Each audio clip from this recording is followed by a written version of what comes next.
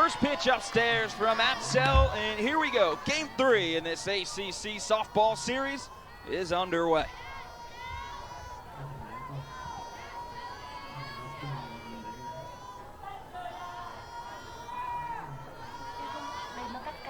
NC State had won 4 of their last 5 in ACC play coming into this weekend.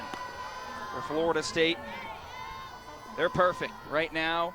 Credit the bats, but also the pitching, and there's the scouting report for Julia Apsell. And Apsell coming in from the left side, so gonna have that good lefty spin, gonna be working a lot of her rise ball changeup, a little bit of curveball as well, so gonna be coming in tight on the righties. Missed outside the zone. Tarpe watches 3 balls go by, now ahead in the count.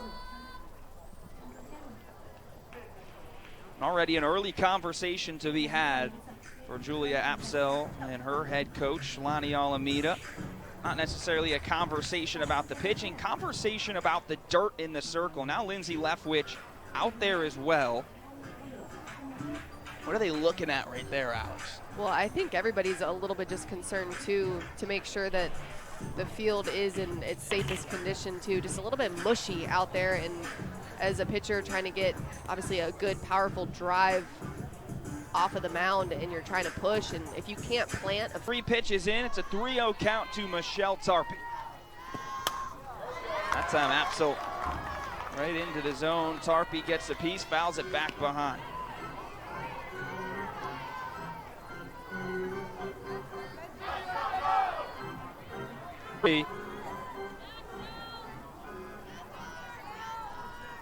Tarpe leading off majority of this season for NC State. Really been a mainstay on base for the Pack. Swings by that next pitch. So Apsell catches up, now a full count.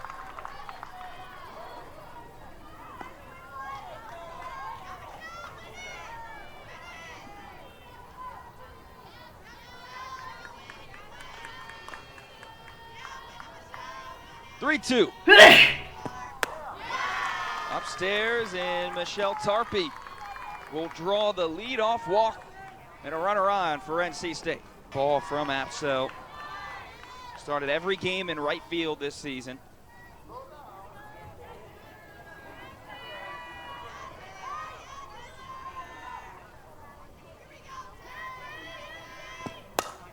Off the end of the bat, and drops into right field. A base hit for Taylor Ensley, and now 2 on base for NC State.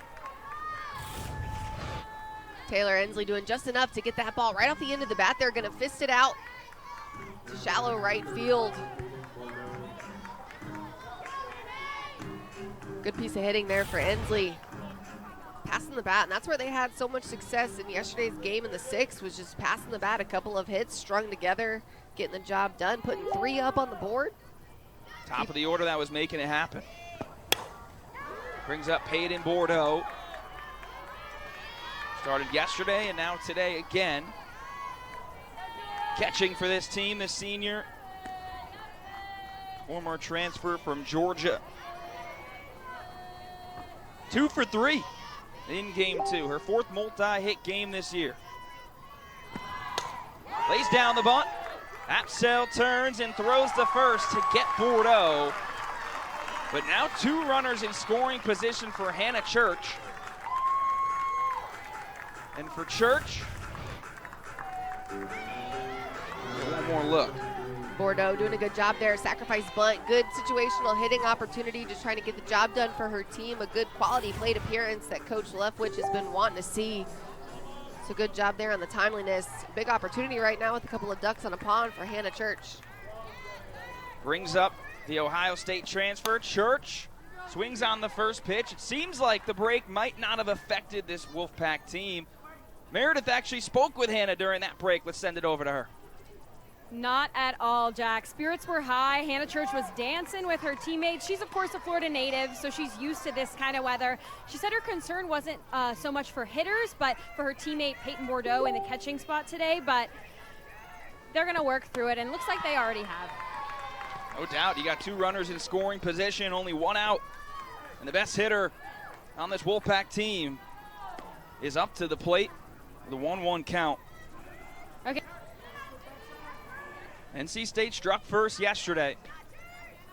That's how they kept it a game. Scored one in the top of the first. Church popped into foul territory. Chasing is Potter, able to make the grab. She'll throw home. Got her in a rundown now. Throw to Edenfield and the tag. Safe. Unbelievable scenes at the Plex in the top of the first inning. Potter, what a grab and the throw home. Held up Tarpey. Back and forth she went. But they'll say she slid under the tag of Michaela Edenfield. And this ball, Potter gonna track it all the way to the fence. So interesting read here all across the board for Tarpey. She's gonna be off the bag in that, and then Potter's gonna fire home. It looked like Edenfield and Beecham had her in the rundown, but the ball just coming out of the glove right there at the last minute. Gutsy base running right there, but otherwise would have been blown up at the plate. Things going in the favor of the Wolfpack. Yeah, so that's what it was from that first angle. Couldn't see the ball drop out of Edenfield's glove. The difference in NC State now taking a 1-0 lead again, and they got a runner on third. Good things happen when you can push the defense and challenge them when you're on the base path, because aggressive base running teams, even when you've got teams that are really good at the fundamentals of catch and throw, they'll make mistakes sometimes. It's what it was in the top of the first yesterday. Strike one comes in from Apsell. It was a bloop single that just dropped into shallow right field. I was able to score one run. Freshman Kendall Simmers now up, trying to extend this NC State lead. 1 for 2. Came around to score a run and drew a walk. Simmers into center field. Harp goes back. She's looking at the wall, and it's out. Confused there, running is Simmers. I think she thought that Kennedy Harp brought it back, but she didn't. Kendall Simmers, her 6th home run of the year, and gives NC State a 3-0 lead.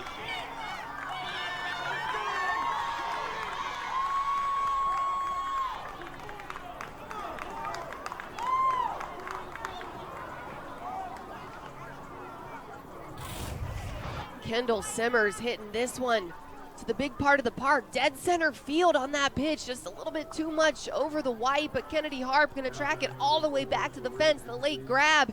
For a second, I thought she might have had it. So did Simmers. But coming across, that's a big swing for Simmers. Only a freshman. Now an 8-game hit streak for the freshman. Had a couple home runs last weekend versus Boston College. Starting to heat up at the right time for the Pack. Tori Ensley next up. The left fielder in the 6th hole. Lays down a bunt. Ensley trying to beat it out. Bueno can't grab it. And Ensley is safe at first.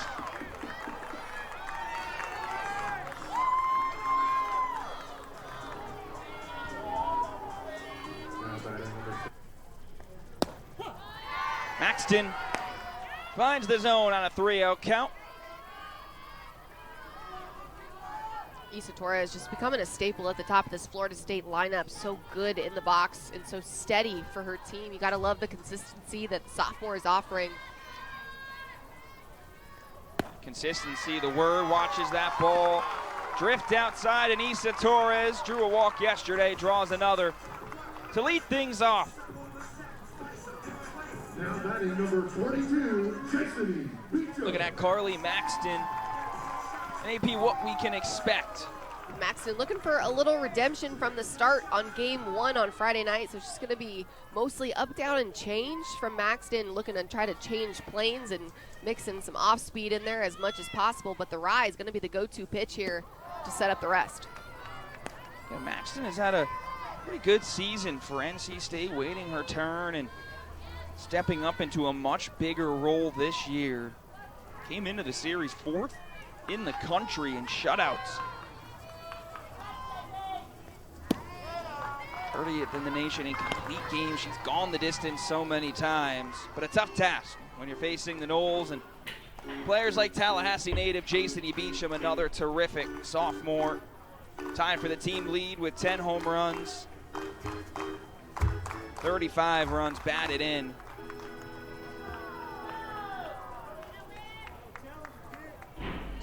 He's having a wait, a quick conversation between Peyton Bordeaux and Carly Maxton.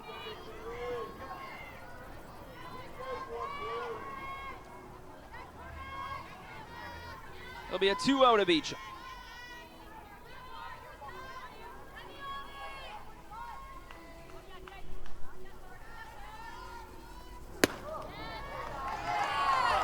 Miss again from the sophomore. Beecham out and ahead early, 3-0.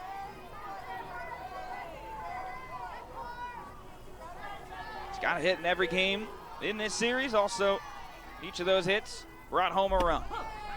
Maxton finds it that time. In the zone.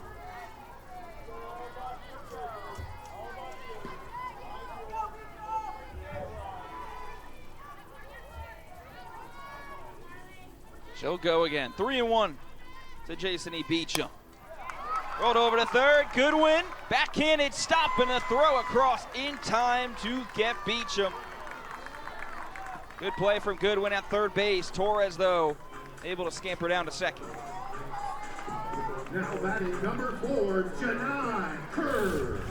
Good play here by Hannah Goodwin. Look at how far back behind the bag she's playing, respecting the power of Beecham and knowing that she swings a big stick. Good job, and has a little bit of time as well as Beecham tries to get down the line. So good heads-up defense by Hannah Goodwin and good play. Brings up Janai Kerr, who's been on a tear in conference play. Bunt. Great job from Tarpey at first. Playing in. Field that one and throw it over. So Kerr quickly retired. 2 outs for NC State. Issa Torres now 16 feet away. And Michaela Edenfield to the dish. The Seminole catcher was a 1-for-4 day yesterday.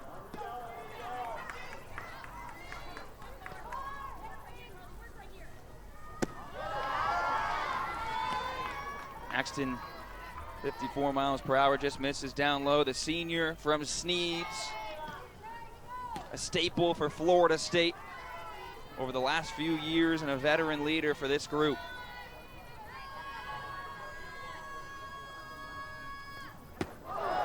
Got away from Maxton with that pitch.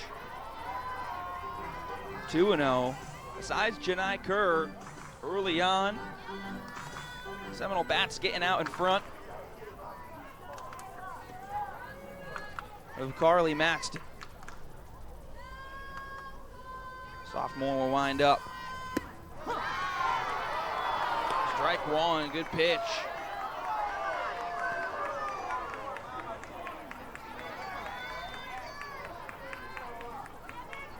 Edenfield also a hit. Both games in this series. It's been Maxton's pitch right there, inside of the zone. Back-to-back changeups from Maxton. I like it. Challenging and respecting a really good Michaela Edenfield, knowing that, again, it's the power game for Edenfield and what she's good at. Knowles, we've seen her all weekend as well. Foul back by Thrunk.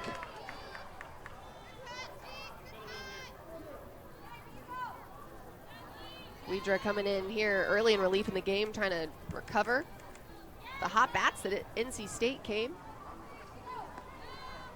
this Sunday morning with. But you go back to the ACC standings, Jack, and the Wolfpack, dare I say, making a statement.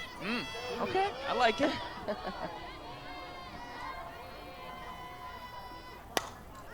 And again, especially for year 2 under Lindsay Leftwich, just trying to improve and get better. 6 wins last year in conference and trying to increase that this year. Got some tough teams and tough series coming up with Virginia Tech and Duke as well. A good spot for the Pack right now. A 1-2 count to Thrunk. Staying in it. Fouls that Pat. Fouls that pitch off again from Weidra.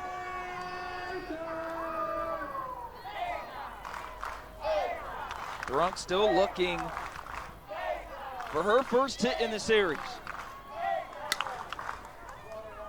To Beecham, that third throw across in time to get Drunk one away.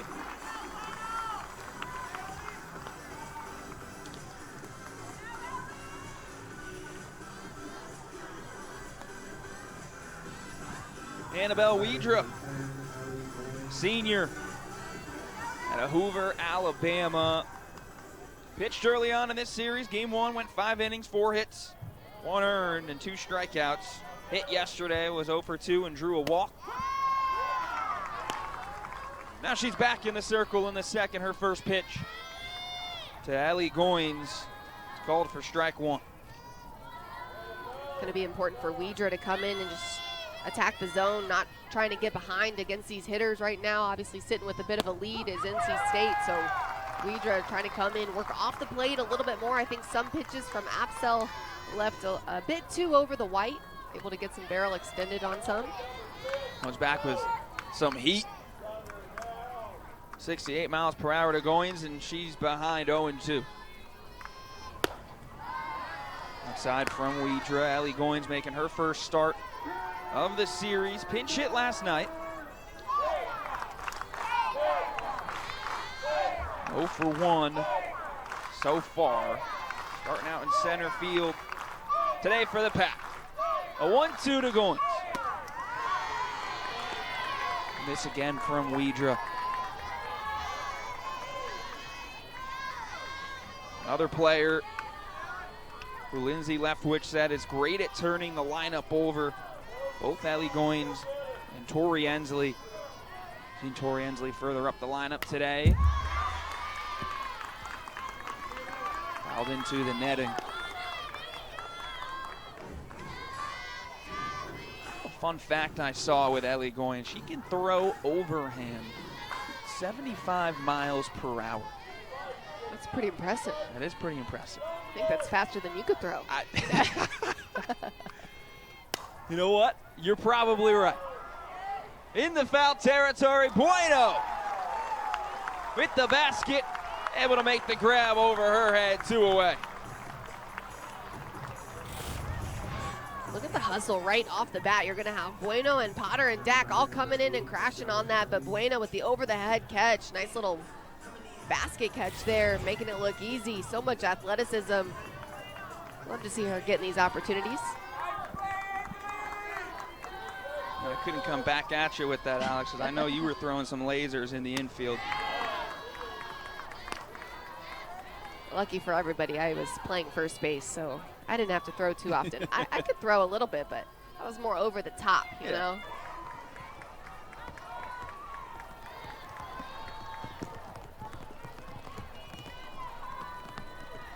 Maxton facing off with Katie Dack, and this is something to monitor right now with how much rain we would get for the rest of the afternoon. Again, the field was not tarped yesterday, and players were working through trying to get the dirt off their feet. Only going to make conditions a little bit more interesting.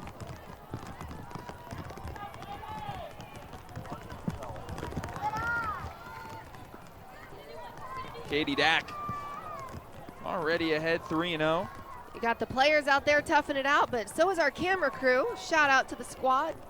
They can't leave their positions, so hope they brought their raincoats. Could I not I've got give some love extra stuff if they need it to our camera crew right now. Absolutely braving the elements out there. Appreciate all y'all in our ACCNX crew working with us all weekend. Paige Cassidy going to walk out to the circle and chat with Carly Maxton. And right now, with the rain coming down, they're going to run out. Towel as well, it looks like, in the infield. Dry off a bit. Conversations going on between Lonnie Alameda. Here's our umpires making their way over, and the grounds crew on what the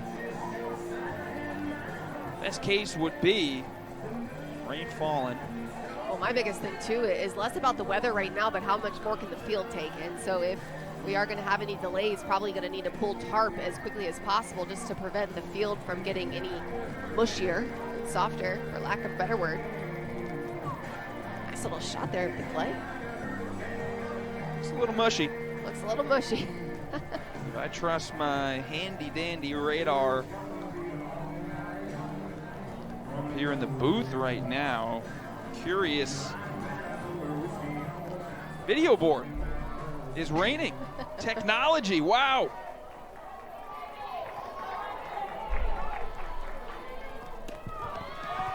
It's all raining here in Tallahassee, Florida. Maxton able to respond on a 3-out count. Finds a strike.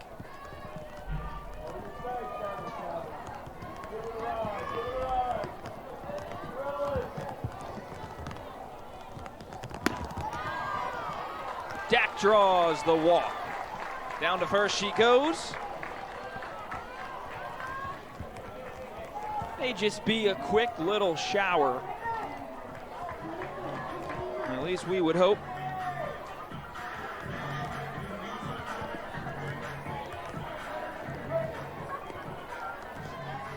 Now up Kennedy Harp.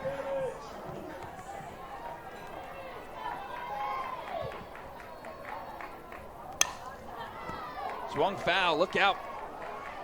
In the NC State dugout, Harp came into this series, the sophomore, maybe not many in the country with numbers better than her and how she was batting. Struggling in game 1, 1 for 4, a couple of strikeouts. Yesterday, 0 for 1, 3 walks. Trying to find that again with how she has started, now she has been this entire season. Entered the series second in the conference. Batting average, 7th in the nation in hits. You talk about the trio of sophomores between Issa Torres, Jason E. Beecham, and Kennedy Harp. The numbers that they're all putting up are just silly with what they're able to do. Repeating that consistency, finding success. Torres and Beecham at the top of the order, just replicating what they did last year is so respectable. Harp getting an opportunity to be an everyday player and just taking full advantage of the chances that she is given, earning her way. I love it. Harp finds it into the left field and a base hit. That's what Kennedy Hart's been doing all season. Locked in, number 23. Harp just takes this pitch on the outer half, gets her barrel extended around it, off the end of the bat a little bit, but does just enough to let it fall in there.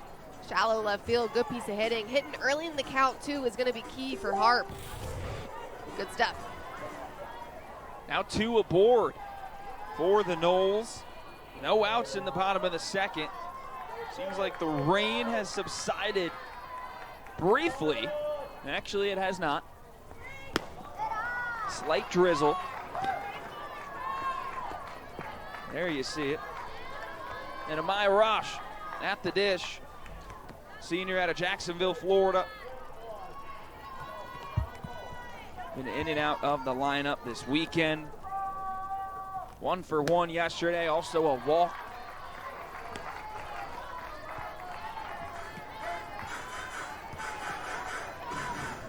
Batting .297 on the year.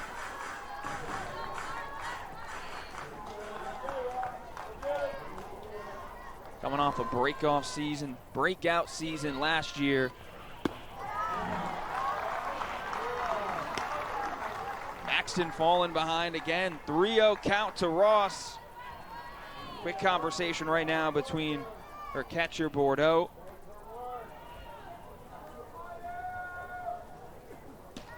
That's the big thing right now. In the circle, pitching through this rainstorm.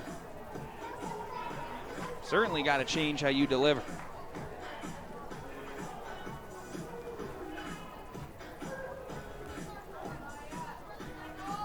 I like it. Bordeaux behind the dish, just trying to help kind of take control, slow some things down for Maxton in the circle, keeping her present, keeping her competitive. Trying to rein it back in.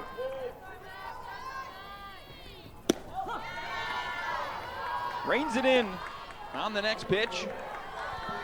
On the zone again, 3-1 to Amaya Ross.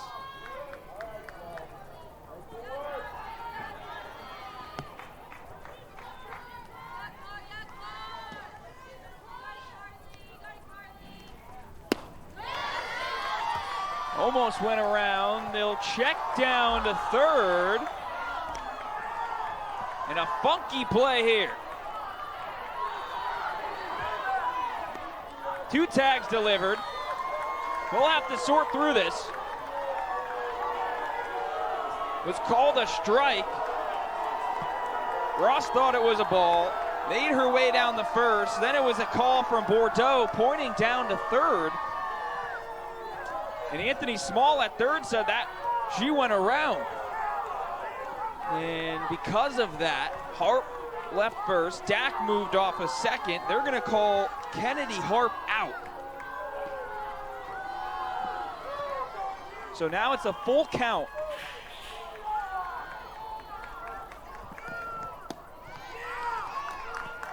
This time Ross able to make her way down to first base. What could have been no outs and bases loaded. Now an out with a runner on first and second. And interesting stuff all around, because this ball was called a ball from the home plate umpire. He did not call it a strike, so he calls it a ball. The catcher Bordeaux is going to appeal on whether or not Ross offered. However, as a base runner, you got to stay heads up on the play, just making sure that you're getting a definitive call either way. So I think that's a miss kind of all the way around with the umpires and the base runners.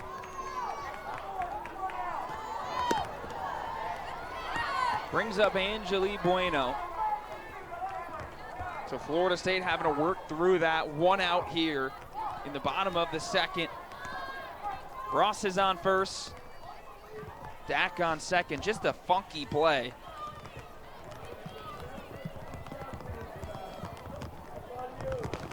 And Bueno gets beamed. Maxson loses it a bit there and will now load the bases. And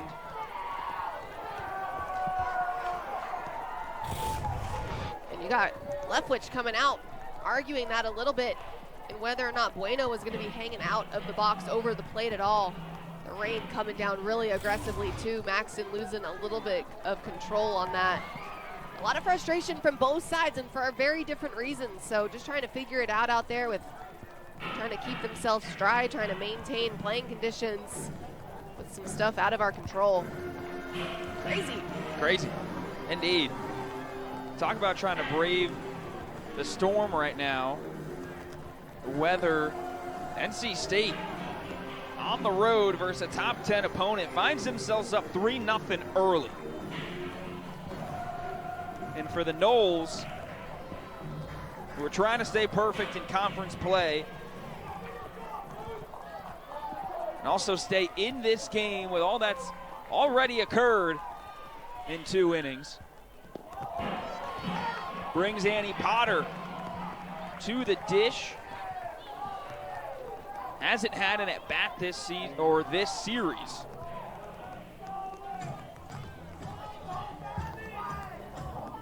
You talk about just needing to kind of make a statement. You got your umpires right now all collectively going to meet and have a conversation about this. But from a player's standpoint, the way you take control of a situation like this is I'm asking for a new ball after every pitch. I'm making sure that I'm not throwing anything that's wet. I'm keeping it in my control. I'm going to take charge. There's not much you can do from the player standpoint, from a coach standpoint. But I'm going to ask for a new ball every time I need to pitch something that's remotely wet. And you see teammates have been helping everyone out. Janai Kerr runs out of the dugout for a towel for Potter to wipe down the bat. Saw that for the infield of NC State before, trying to dry off their hands as well. Conversation still being had in the circle. Jacob Agee, our home plate umpire, out there trying to rile it in. Now Jim Cooper down the right field line is talking with the grounds crew. You just had Paige Cassidy out there stomping in the circle. Look at that. Yeah, it's a little bit unmanageable on that, especially, again, when you're trying to get some power, plant, push out of the mound, and you don't have anything to really get a grip on. I mean, you talk about from an effectiveness standpoint, but what you mentioned before, of course, what you never want to see happen is injuries and stuff like that, and that's got to be. That's got to be at the forefront of everybody's concern, and as it is, right? Because inherently, if you're putting your athletes in situations that are questionable, then of course you always risk something like that happening.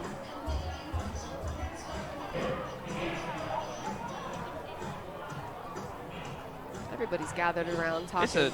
This is a party right now on the field, right? I mean, you got coaches, you got grounds crew, you got umpires, assistant coaches, players.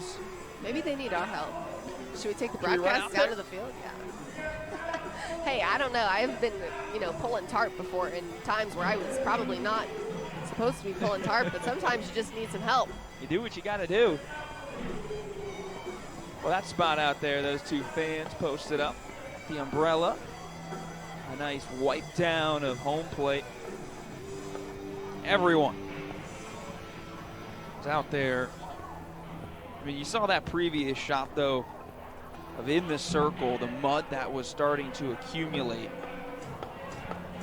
And this doesn't take away, Alex, from the situation that we're in right now. Florida State trailing 3-0 at home, trying to go for a sweep. They got bases loaded with one out right now. It's a big situation, and of course, if you're Florida State, you want to play. So you're just trying to figure out how to do so. If you're NC State, you still want to play. You're just trying to also manage the situation that you have and not try to force anything, going out there and playing when it's too wet to throw a ball, when it's too wet to make plays. So again, kind of conflicting interests here because Florida State's sitting pretty and NC State is trying to prevent anything from happening. Yeah, you think about who it affects more, right? Having to wait through this time in this inning. Well, we also saw it in the first. Delayed to start this game. Julia Apsell got the start for the Noles, threw 3 pitches, and then we had a long pause, a long break doing exactly what's going on right now, trying to get conditions on the field up to speed. And NC State was able to take advantage in that moment. Meredith went down and talked with Hannah Church of NC State. They were enjoying themselves. And look at Waycaser here. I'm wondering if she'd be better off with a towel on her head, keeping her dry, or maybe just standing under the awning that we have. Hey, I don't know. Maybe she's trying to tough it out with her team. Because if I'm maybe in the dugout, I'm everybody else probably behind, sitting with the roof over my head. But hey, she's making her own roof right there with the towel. She's like, hey, if they're out there having to tough this out, I'm going to do it too. I got to be too. And also, again, credit to our whole crew here in venue, on all our cameras, braving the elements as well. They got a good setup right there. They were prepared for potential rain. Cookie Monster is okay. Soak Up the Sun, currently being played here in venue. They're jamming out. We like to see Cookie Monster.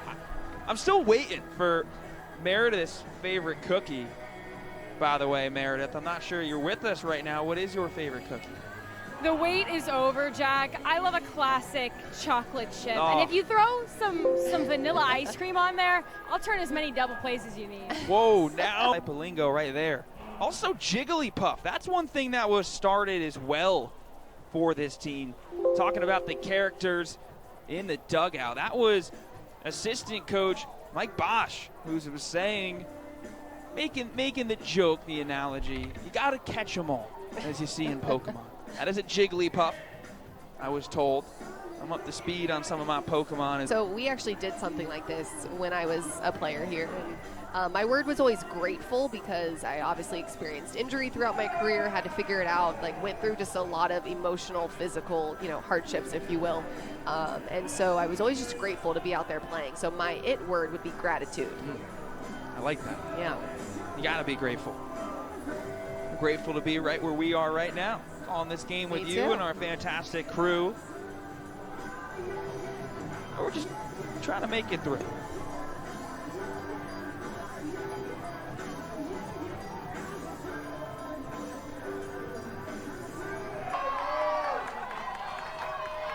Welcome back into Tallahassee. After a long delay, we are back to play here between the Wolfpack and the Seminoles. NC State got it started early. You see 3-0 right there, but the Seminoles have bases loaded. It's Annie Potter in the box.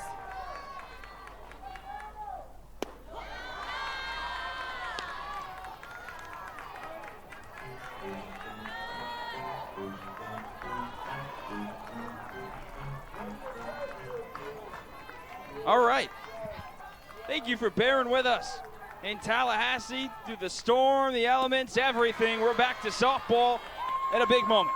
Bases loaded, 1 out in the bottom of the second. NC State leads 3-0. They got it going in the first inning. And now Annie Potter in a big spot with the bases loaded and a 2-2 count. Carly Maxton. And Potter deep into center field. It gets to the wall.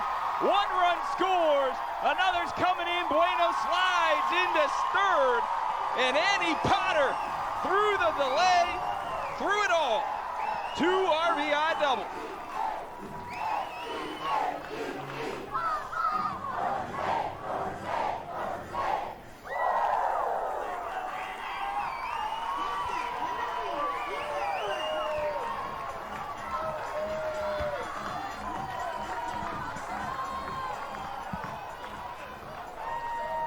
Annie Potter with the big swing. Love that 2-strike blast. Talk about clutch and somebody that doesn't get a whole lot of opportunities, but doing the most with the ones that she does get. Good piece of hitting for Potter. Former transfer from Mercer. The last hit she had this season was over a month ago versus her former team. And now she delivers in a big spot, and Florida State is back to the top of their lineup, and someone as consistent as they come. Issa Torres walked her first time up.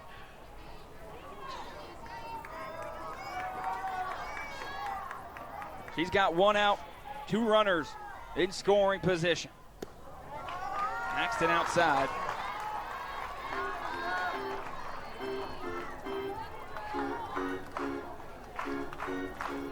That's just a lot for both of these teams. Another break in this game, especially the moment that we were in.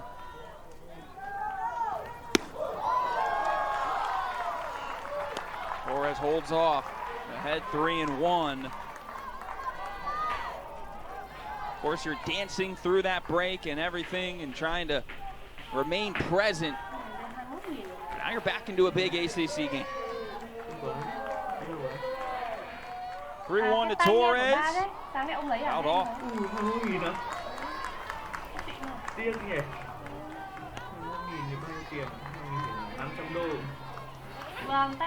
Second team, all ACC last year in her freshman season. With a full count. 2 aboard. Carly Maxton, a payoff pitch. Torres. Out off. Bullpen work going on for NC State. Looks like Riley Wyman, who was fantastic yesterday for the Pack. Warming up in the pen. The 3-2 will do it again. Too high. And Issa Torres, her second walk of the afternoon. And bases loaded. Yet again, this time, Carly Maxton will have to face off with Jason Beecham. And if you're Maxton, it just feels like pick your poison. Annie Potter getting it done in the 9-hole for Florida State. A couple of ribbies coming across, and it's like your best hitters coming up. Issa Torres, Jason Beecham. Beecham, first pitch, swinging, the throw goes home. Bordeaux not able to handle it. A little bit low into the dirt, will score Bueno. And Florida State has tied this ball game up 3-3. And this is a big play right here. A routine ground ball going to be hit right to Goodwin. But the throw, just a little bit low. It looks like it bounced. Bordeaux unable to come up with it cleanly. That's a big one for the Noles and a big one for the Wolfpack. One thing Lindsay Leftwich told us, her main key this weekend, you have to play good defense. Come away with a win. Bases loaded again, one out for Janai Kerr. And look at in the situation right now, bases loaded, less than 2 outs. You got your infield playing in, so they're selling out for a play at the plate. Everybody's bought in to what's going on, trying to get that leadoff base runner and not allow another run to come across. But your outfield's playing in as well, Jack. A ball in the gap could really open this thing up. Saw that game in this series. Those exact words, Alex, and it led to the Seminoles hitting one over the NC State outfield, getting to the wall. Janai Kerr is ahead, 2-0. I'll make it 3-0. So Kerr, bases loaded, nowhere to put him.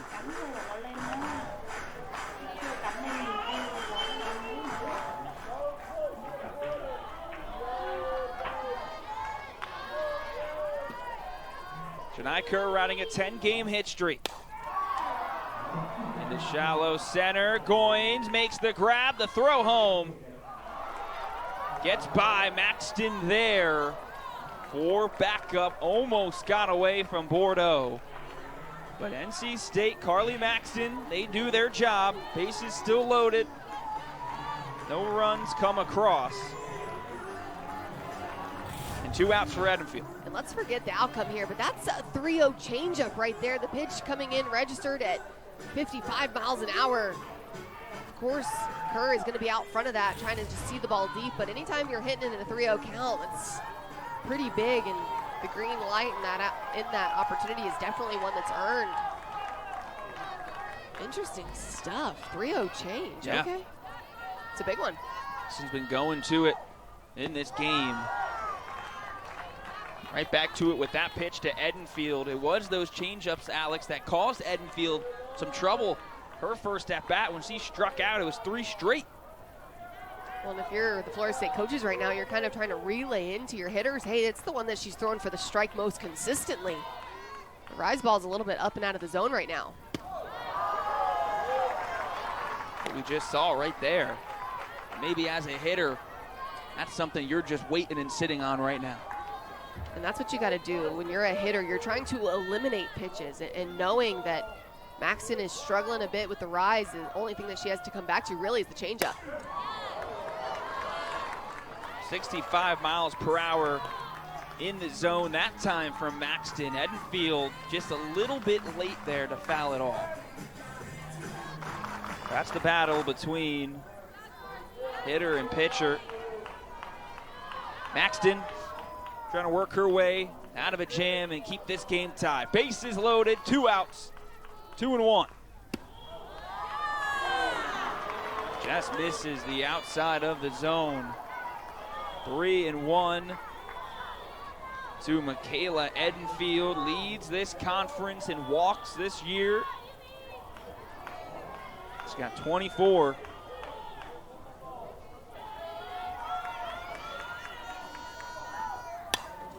Fouled back by Edenfield. Now fills the count to Taylor Ensley. Started it off with a single back in the first inning. Got 2 aboard for the Pack when they made things interesting, taking a 3-0 lead. The back stop with that pitch.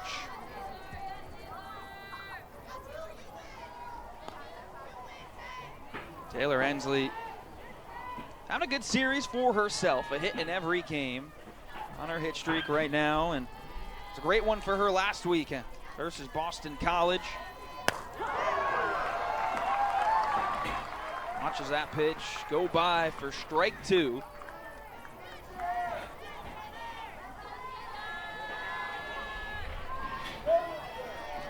Annabelle Wedra delivers.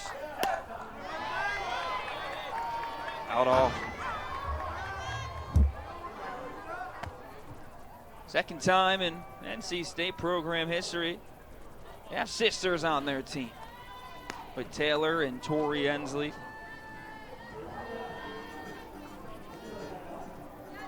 And a vocal leader, Taylor, the older of the Ensley sisters, the senior.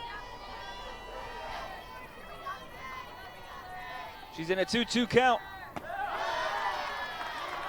Make it full.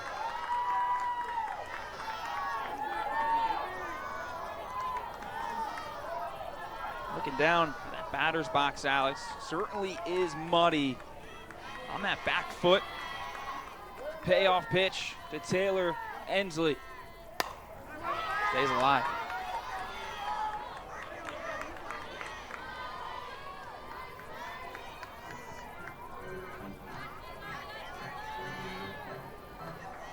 And look at how Ensley is set up too. She's gonna have her front leg open a little bit, that front hip just slightly facing Widra in the pitcher circle. Front foot open too. Ensley able to hold off. They check down to first, and Jim Cooper just in case. Didn't go around, so Ensley aboard safely for the second time in this one. Trying to be more selective with somebody like Ensley again. She's got good power too at the top part of the order. 8 home runs on the season, so just trying to be selective with who we're giving the best pitches to hit too. See how much plate discipline they really have in the box, but Ensley, that senior leader, doing a good job, and now getting the opportunity is Bordeaux. Again, last inning kind of had the hiccup behind the dish with the play at the plate, trying to recover. He's got one on. Bordeaux had a great game yesterday. A multi-hit game. Redshirted her first season with NC State.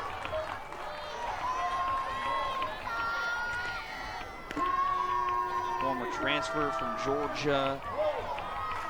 In the World Series with the Dogs, played for Hall of Famer Lou Harris-Champer. She's behind 1-2, Annabelle Widra.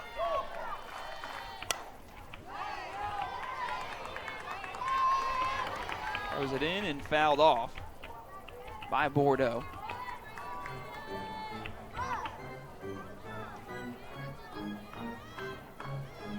NC State trying to steal one here in game 3.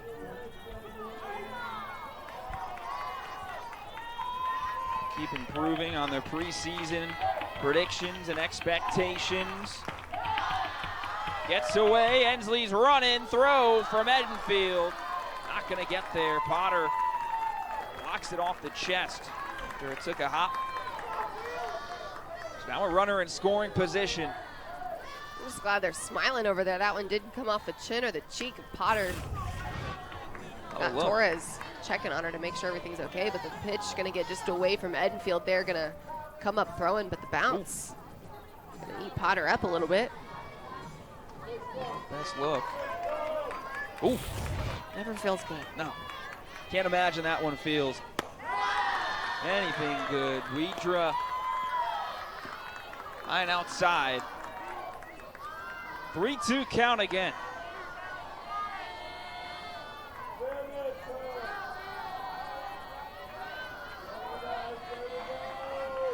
No outs here. Foul back.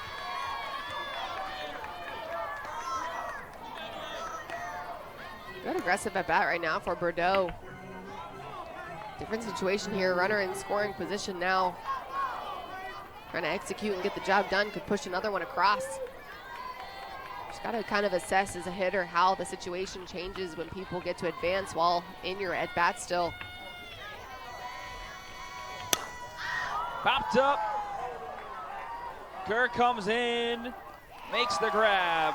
Annabelle Widra does her job. Able to win that battle versus Peyton Bordeaux with more on Annabelle Widra. Let's send it back over to Meredith.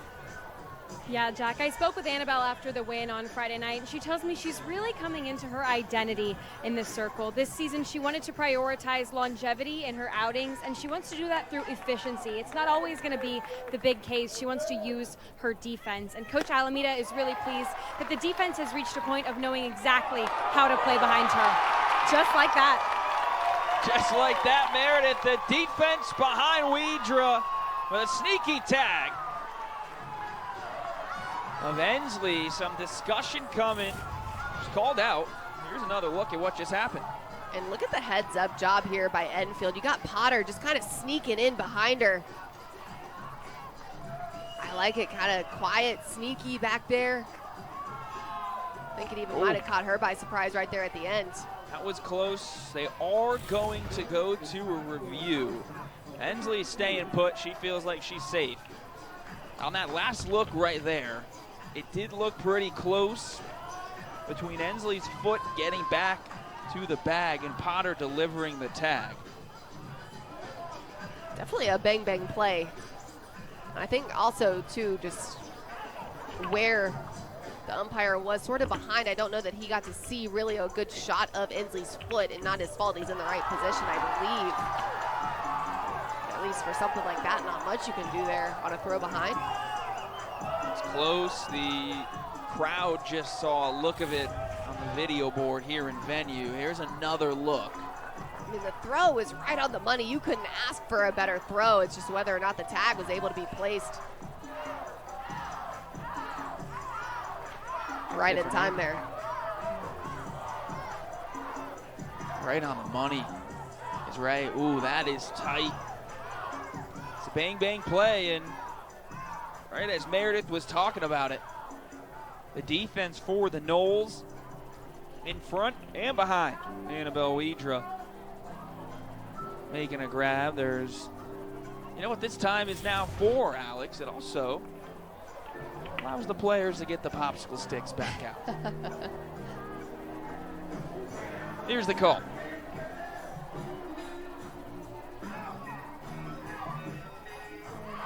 She's out. I think the thing, too, is, again, we talk about the video review and the use of it. You're supposed to break it down frame by frame, and the reality is that the throw from Edenfield beat Ensley, and the throw was on the money. It's just whether or not the tag was placed in time. I mean, that's a bang-bang play, but I do think, too, part of it is the angles in which, like, the throw is there. Just a matter of whether or not the tag is able to be placed, but it's real close. Oh. This is into right field. Dak comes in, makes the grab, and with all that, 3 outs for NC State. This game's tied up 3-3. Alex, you saw it last year, but now it's almost becoming another level this season. Just take a look at all those stats and where they rank in the country. Well, excellence is becoming the standard at Florida State, and one thing about Lonnie Alameda is she knows how to win, and she's definitely been better and better as the years go on, figuring it out, evolving with the game, letting her players flourish and always be themselves. I think there's a fantastic balance of being able to do that, to win at the highest levels and not lose your sense of culture and belonging while still allowing your players that sense of individuality. You got to live it, you got to see it. And now we're starting to get a little bit of that with Lindsay Leftwich as she starts up with NC State. Build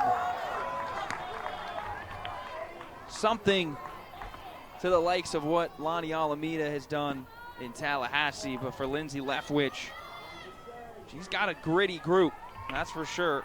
Battled yesterday, forced extra innings. And now we're in a good one again on Sunday.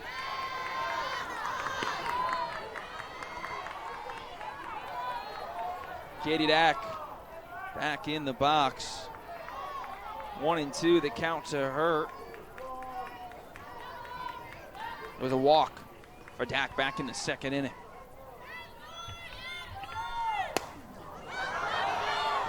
Behind the plate, Bordeaux snares it, 1 out. An easy play for the catcher.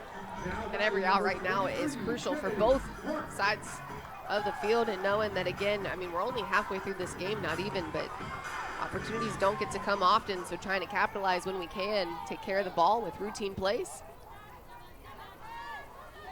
Kennedy Harp singled her first at bat. Also got to credit Maxton too, Alex, through all the delays and weather and everything that there was. We saw Riley Wyman warming up before. Was able to keep this a tie ball game. Competing, I like it, not being phased by the factors outside of her control. They're gonna have to lean on her right now. Harp, this time to the opposite field. 2 base hits for Kennedy.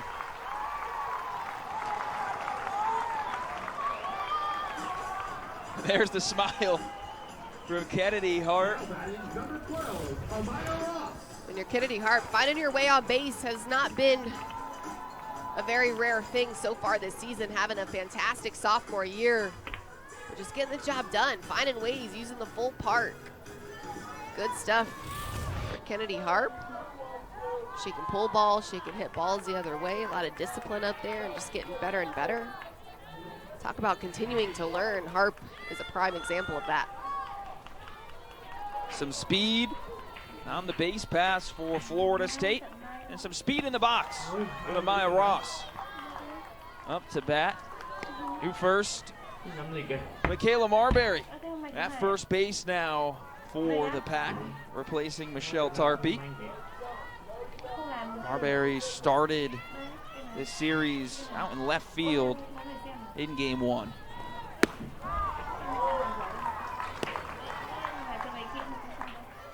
Amaya Ross, there's a walk for her last time at the plate.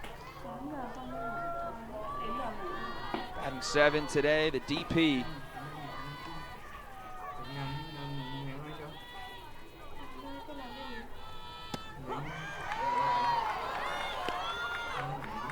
Maxton fires in a strike. 2-1 count, 1 out, and a runner on. Here in the bottom of the 3rd. Runner goes. Ross is going to foul that back.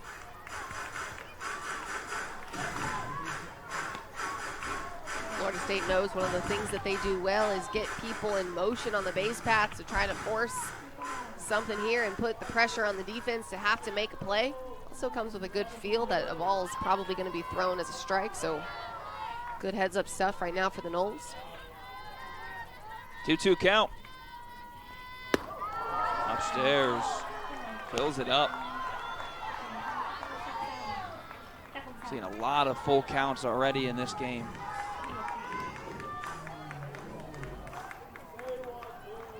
"67 pitches so far for Maxton. Here's the 68th. Ross into center field, going back at the track, makes the grab. Is Goins. That brings Harp back to first base. 2 down. Amaya Ross squares this ball up pretty well, a little bit off the hands right there, so just lets it get a little bit too deep, but goes to the big part of the park. And Florida State is one of the biggest fields in the ACC, so definitely hard to get anything muscled out of the yard here, but that's a good swing for Ross. We're just trying to hit the ball square consistently, and Ross just still finding her way. Somebody who's been hitting the ball square consistently is Angelique Bueno, who's up to bat right now. 5-game hit streak. Last 5 at-bats have all been a hit for Angelique.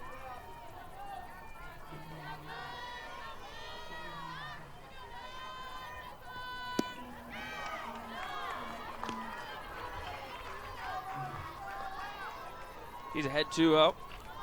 A hit yesterday and a hit in game 1.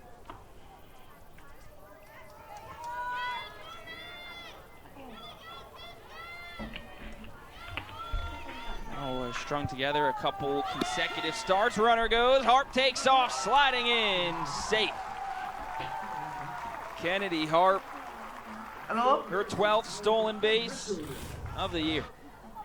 Kennedy Harp with a good feel here. That one an off-speed pitch. They're just going to break immediately. No hesitation. Love the read from Harp.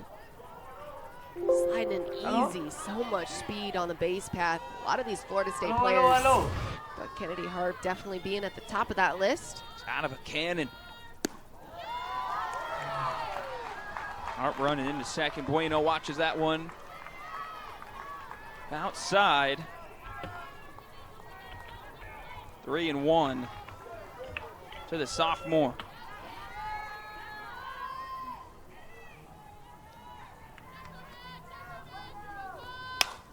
Bueno to the opposite field. Ensley makes the grab. The Noles leave one aboard. This game still tied 3-3. Top of the fourth. Here we come. Free in Boston College, and then their midweek versus Charlotte. She had a home run in each game. And now, here with the Noles, against the Noles on Sunday, which is her 6th home run of the year. How about 4 home runs in 6 games for the freshman? I mean, I think she's seeing the ball well. Trying to keep it going. She'll face off this time against Annabelle Widra. There's Julia Apsell, who started this game.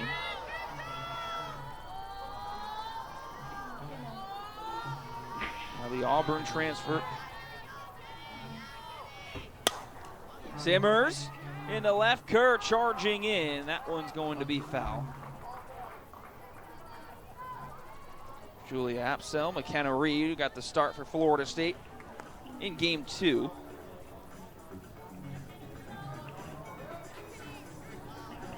Waving to the camera.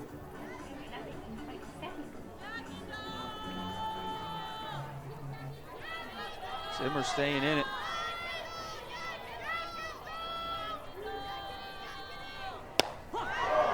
Strike 2. You talk about, again, the story for Kendall Simmers.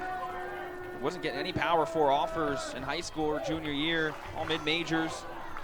Waited it out, came to camp, and through Grayson Radcliffe, an assistant coach for the Wolfpack, he said, I think she's going to be a pretty good fit. She fouls off that pitch from Widra.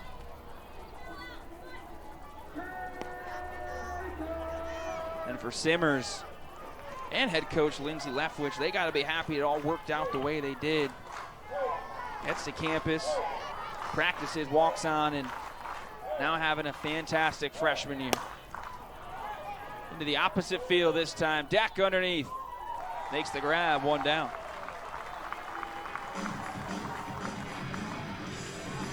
Still a pretty well-struck ball for Simmers. So seeing the ball well and just trying to keep that momentum going right now. But Katie Dack fielding her position, and about halfway through this game, which makes me believe at some point soon we'll start seeing some defensive changes as well.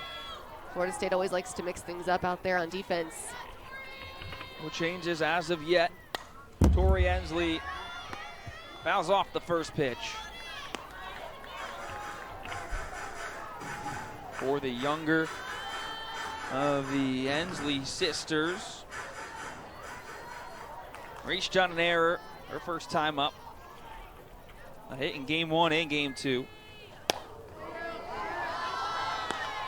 Really been a mainstay in the 9-hole for the Pack in her freshman year, and then to start this year has been a little bit further up the lineup in this series. Batting 6th the last 2 games. That's what Lindsay Leftwich kept praising the sophomore and her ability to flip the lineup over. Leads the team in stolen bases as well. So not only is she getting on base, she's able to advance and wreak some havoc.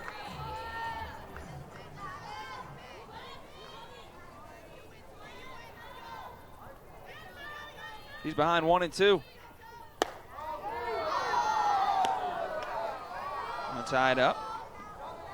Widra, as you mentioned before, not every single pitch, Alex, but she's going to replace that one. Rain has subsided for now. Knock on wood. You better knock on some wood. Knocked on my head. Weidrup outside. Ensley able to get a piece. Look at that thing spin. They were watching it.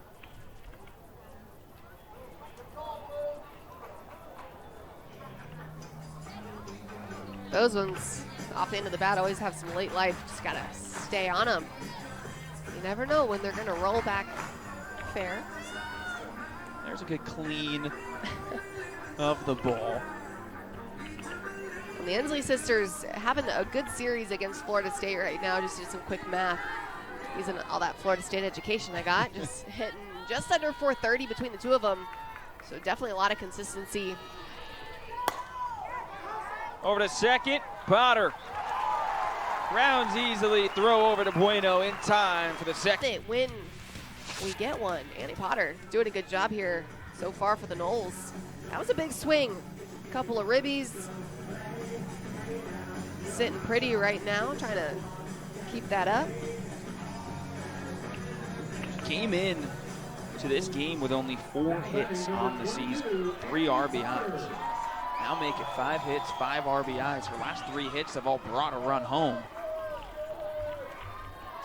And you add into all of that, Alex, the delays and such that she and the rest of the players had to muster through.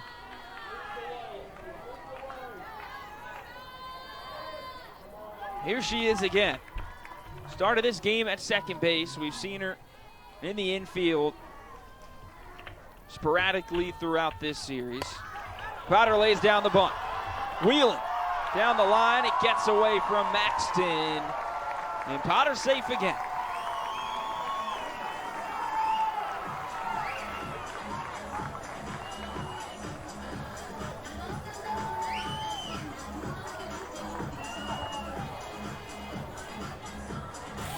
Florida State executing the short game here. I mean, they've borderline got to be batting 1,000 when they do a sneaky bunt for a hit there. Potter with the late square, getting down the line. A little attempt there for Maxton, but just the ball slipping out of her hand. But good execution right there for Florida State, turning the lineup over. And even if it did not slip, it would have been a bang-bang play at first. And as you just said, Alex, lineup back to the top with Isa Torres, who's reached base twice today with 2 walks.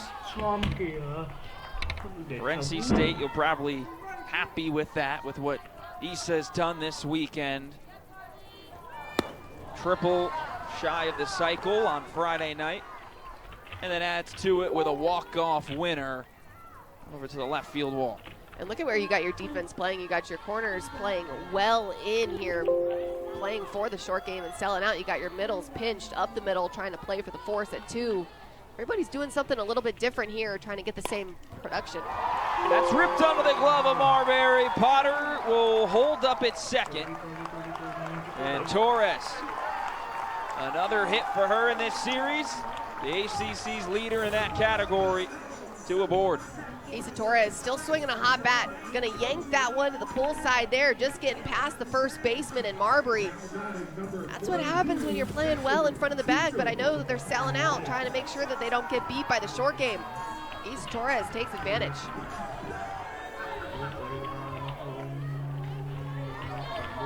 Brings up Beecham. Fielder's choice. She grounded into and her last at bat in the second. Carly Maxton still working in the circle. That was her 80th pitch of this game 3. It's been a quiet-ish weekend for Jason E. Beecham standards. 1 for 4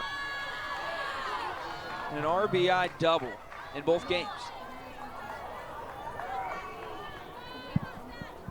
These have been the moments, though, for Beecham. When she brings in that head and brings in a run. 3-3 ball game.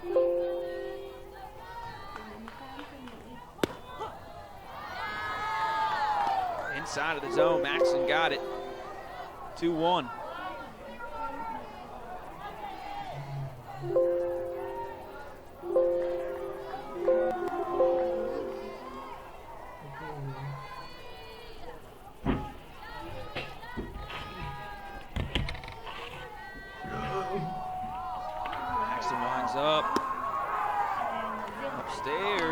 3-1 the count. No outs here in the bottom of the fourth.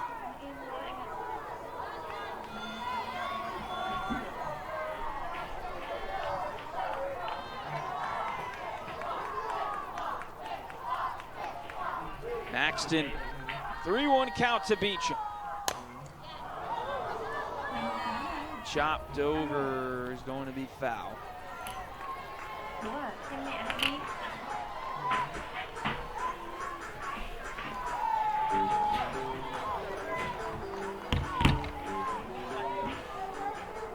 Now another loaded count. Runners on first and second for a Tallahassee native.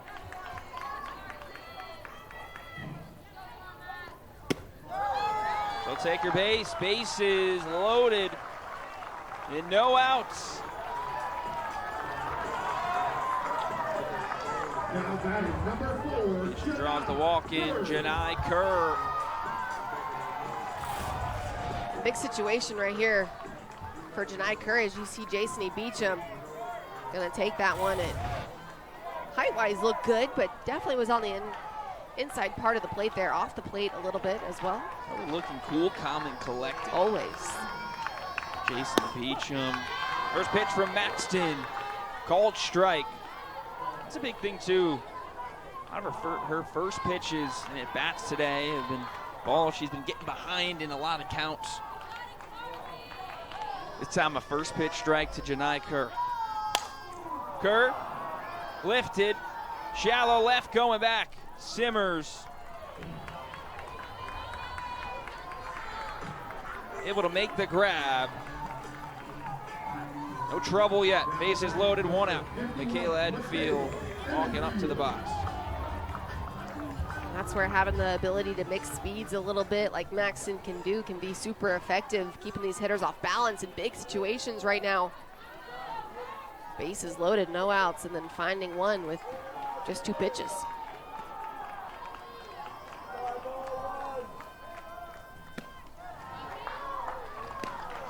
First pitch ball to Edenfield. Struck out her first at bat. Still looking for her first hit of the afternoon. Right up the gut from Edenfield, she delivers. Potter scores, coming around is Torres, sliding into home, 2 RBIs for Michaela Edenfield. That gives the lead to Florida State 5-3.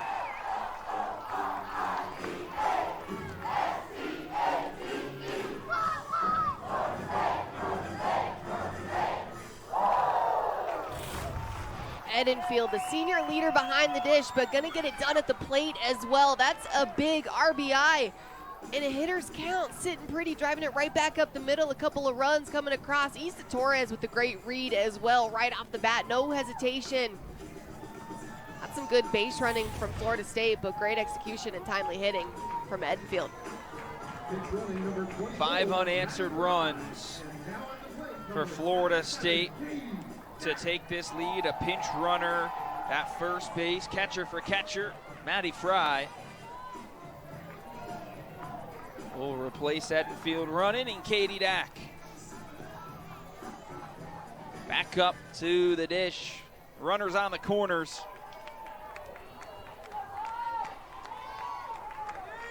No hits for Dack today. Drew a walk her first at bat.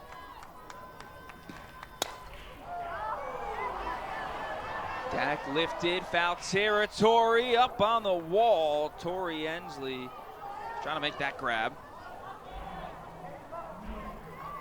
Almost did it. So Dack at the plate, rocking the brace. OKC, we mentioned it yesterday, says 23 on the side. More on that from Katie Dack. Let's send it back to Meredith. Yeah, Jack, I noticed that one yesterday and asked Katie about it, and she said that is the same brace she used at the World Series 2 years ago, and she likes to have it as a reminder. We've been there before, and we can make it back. And if she straps it on every at-bat, she thinks about how she can propel her team towards that finish.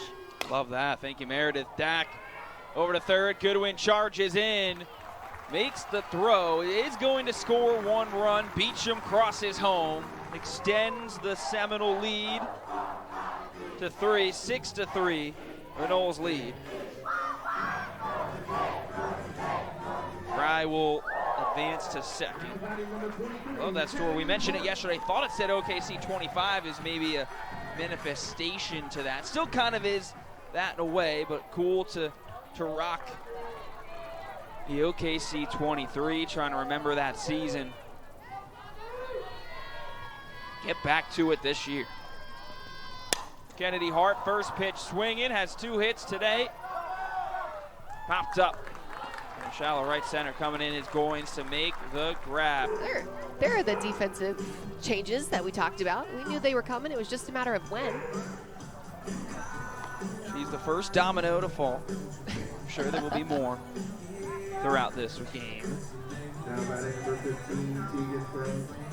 Tegan Thrunk leading off. It'll be 8-9-1 in this inning for NC State.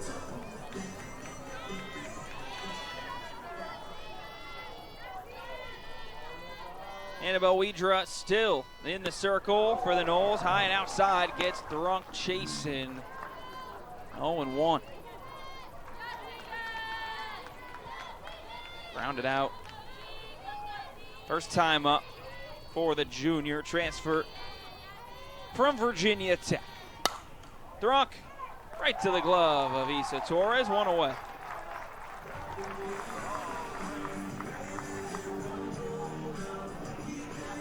Now batting number 10, Ellie Goins.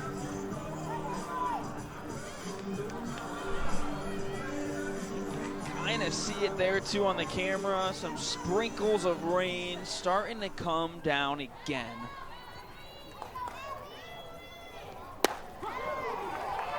First pitch, 67 miles per hour. Strike 1 to Ellie Goins. Foul out her first time up was kind of what sparked also a lot of the craziness we saw back in the first. You know what that is telling me, Jack? You didn't knock hard enough on your head when you jinxed it. You know what? I didn't. I definitely didn't. I was hoping it would be enough to get us through a couple more innings as Goins. It's time for the glove of Annie Potter. 2 down.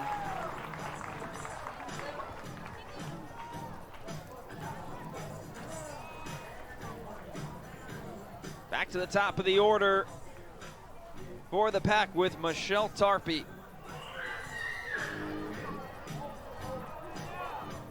Actually, pump fake. Lindsay Leftwich going to make a change. Elena Smith. Now batting number 33, Elena Smith. Had a pinch hit opportunity in each game this series. Notched her first hit of the season in game 1. Late into that game, came up last night, 0 for 1. Now the senior out of Woodstock came in to replace Julia Apsell early. How about that line? She's been great. 4 innings pitched, no earns, no runs, and no hits for Widra on the circle. Doing a good job, mixing speeds, painting corners.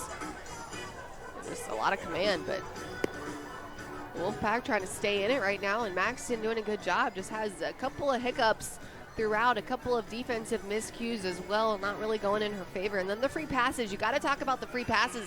The Cookie Monster does not like free passes, so trying to rein those back in.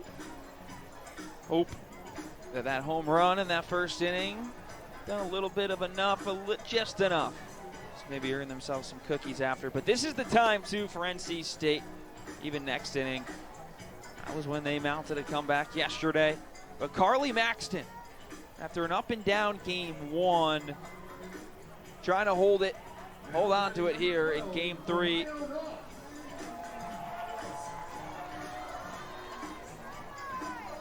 Noles were able to get out in front last time up.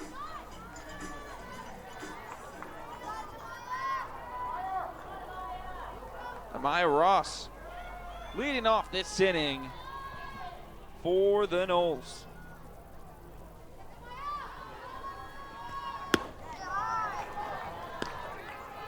Too high, the first pitch from Maxton. Amaya Ross.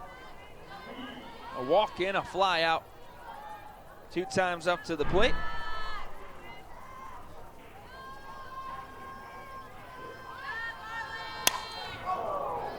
Got a piece of that. Out in front. Brought down foul.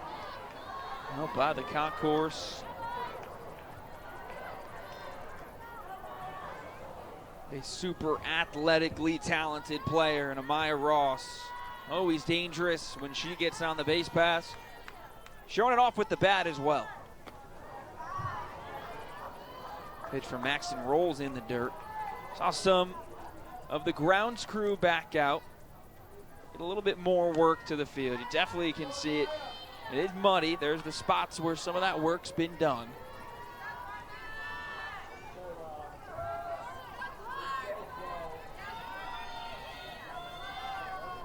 Ross ahead 2-1.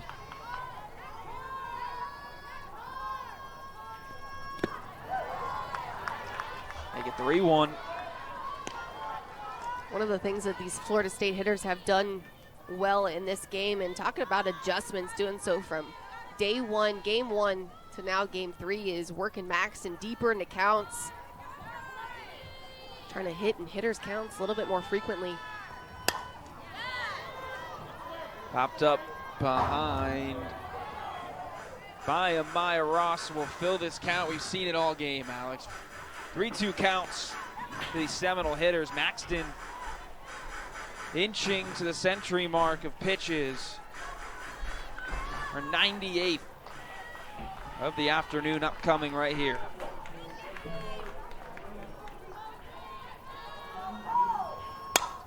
Ross into left.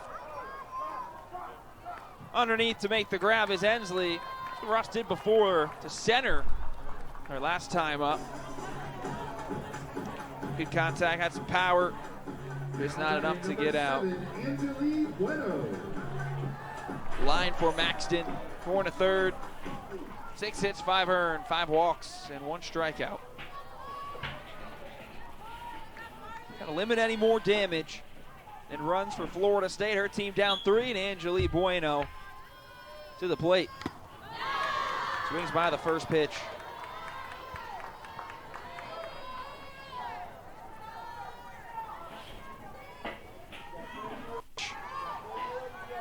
Was Bueno, her first time up in the second inning, lined out to left in the third. Riding that hit streak right now.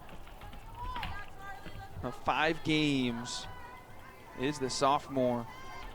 Only had 6 hits total last season.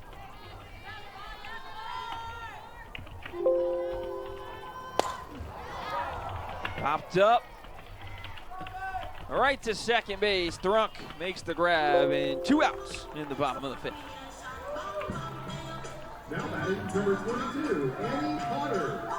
Maxton throwing that changeup really frequently as well right now, getting a lot of these Florida State hitters out in front. The Cookie Monster said so. He did. He certainly did. An important figure in that Wolfpack dugout. Talk about important figure in the Wolfpack dugout. You saw Michelle Tarpey also just on the bench, got pulled a couple innings ago and hasn't come back in since, so just trying to keep her healthy. She was the one that came around to score in the first inning, sliding home. Maybe something shook up there. Had 2 at-bats after that play. But also, another player who's been great for the Pack, and especially in this series, is Taylor Ensley. Had a single in the first and a walk her last time up. And this time, right up the gut, she'll get on base. She continues her hot streak right now. Ensley, you go back to game 3 versus Florida State last year. She had a 3-run home run in that game, trying to spark it again for her crew. Ensley just driving it right back up the middle. Love that piece of hitting. It tells me I'm perfectly on time and not trying to do too much, keeping it simple in the box. This is where they had success yesterday, was just passing the bat. It was a lot of singles strung together, and they got the job done. Pushed 3 across. Sometimes you probably just have to see that once, right? Absolutely. First hit for Widra as a pinch runner will come in for the Pack. Ensley will head to the bench, and Cam Munson to pinch run.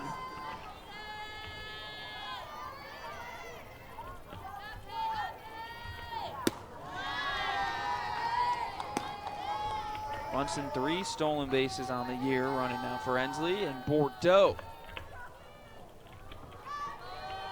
coming up to bat. Flew out to left field their last time up. This is how it started yesterday. In that 6th inning,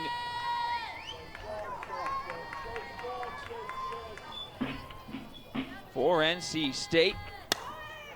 Bordeaux popped into right. Potter going back, calling it off in right field. That's Addie DeLong, and that's going to drop.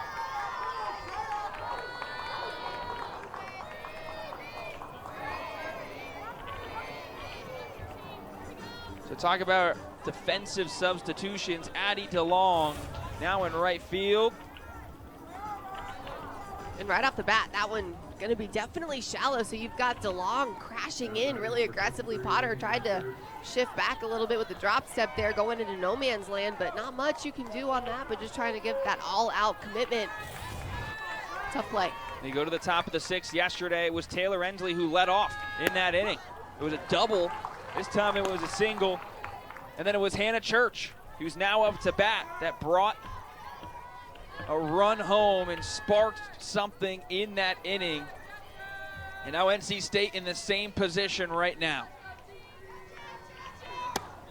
Church,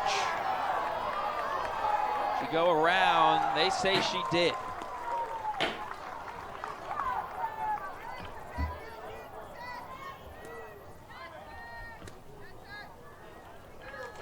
So Hannah Church been hitting better than most this year. The Ohio State transfer right back to Widra. She'll go to the force out at third base. Lead runner is out. Munson. Beecham stepped on the bag. Church will reach. One out for the Noles. Runners on first and second for NC State. One of the better bats in this lineup this weekend. Kendall Simmers, the freshman, back to the dish. Already homered in this game. Boy, would it be a great spot for her to do it again. Like the heads-up play by Widra, just knowing you got to get the leadoff out and the importance of it, trying to keep people off third base as much as possible.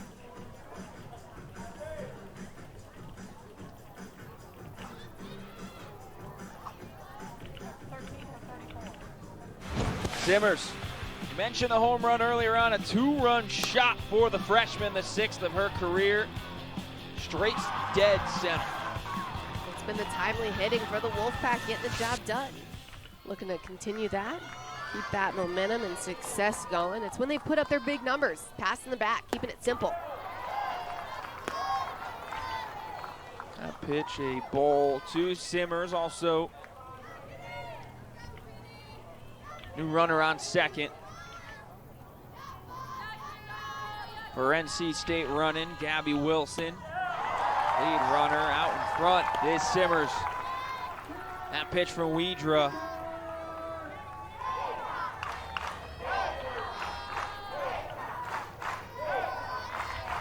Crowd starting to fire more into it. 1-2 count. Simmers off the glove of Beecham. Being waved home is Wilson. The throw from Kerr is going to hit the top of the glove of Beecham. And NC State has added one more. Kendall Simmers delivers again. 6-4 Florida State. But the Wolfpack trying to keep doing damage. 1 out and 2 runners on. And Kendall Simmers going to hit this ball hard. Jason E. Beecham tries to go to a knee to make the grab to the forehand side, but just hit too sharp, doesn't come up with it. A run easily coming in for the Wolfpack. Just trying to chip away at the 3-run lead that the Seminoles hold. Good stuff. Timely hitting again. They were down 3 entering the 6th inning last night. They scored 3 runs to tie it up and force extras. Can they do it again now? Tori Ensley up to bat. Sophomore looking for her first hit of this game. It's had 1 in game 1 and 1 in game 2. Trying to get another one now. Also NC State going to continue switching some of their runners. Here's Bailey Edwards.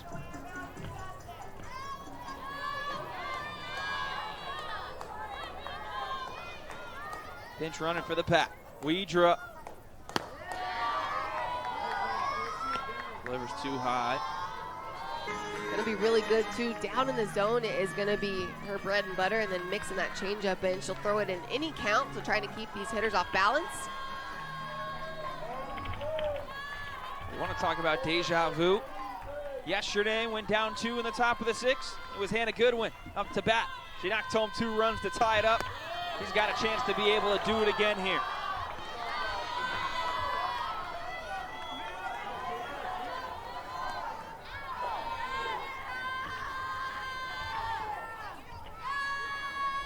Facing off first, Ashton Danley. It was Goodwin's lone hit in game 2. That change up 50 miles per hour from Danley.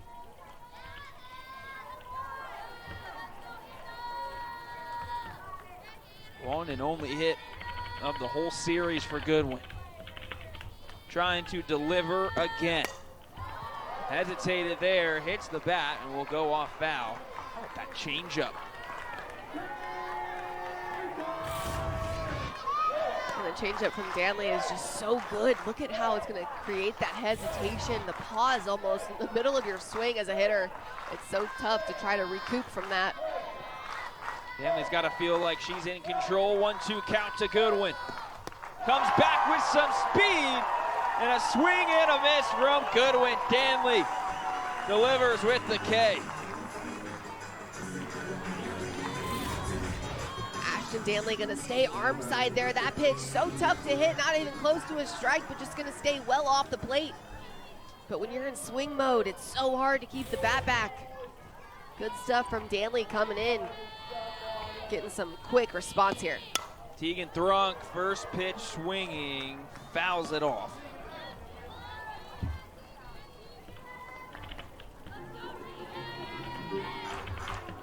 Well, for Tegan Thrunk, the junior infielder, searching for her first hit in this series.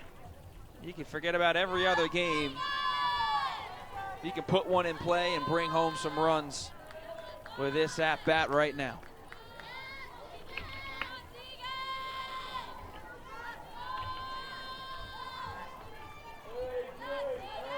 Spent 2 years at Virginia Tech. Our junior season with NC State. That one got away from Danley. There's Jigglypuff and the entire NC State dugout look on.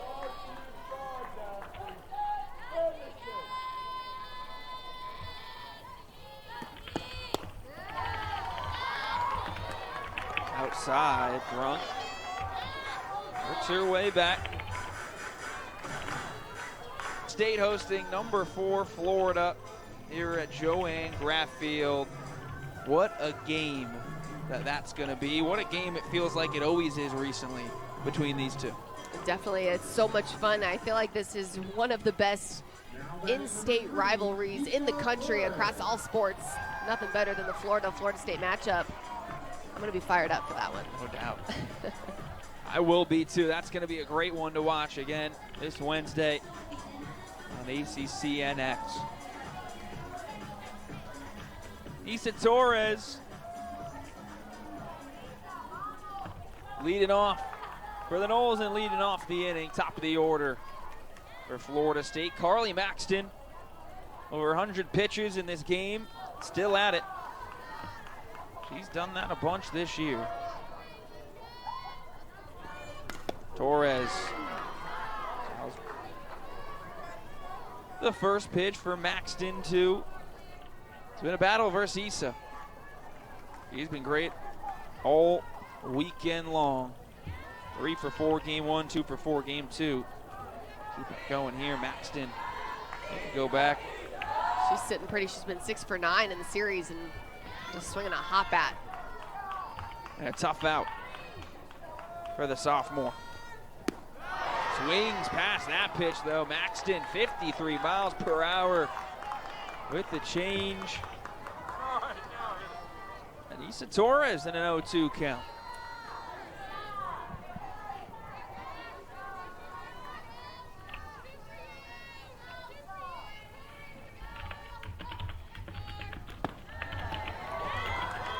In the dirt, Issa watches that one for ball 1. And only 1 strikeout for Issa Torres this season.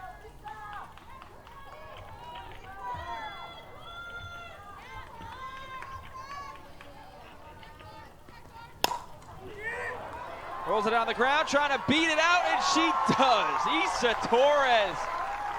She just finds ways to get on base. Doesn't matter how she does it. She'll figure it out.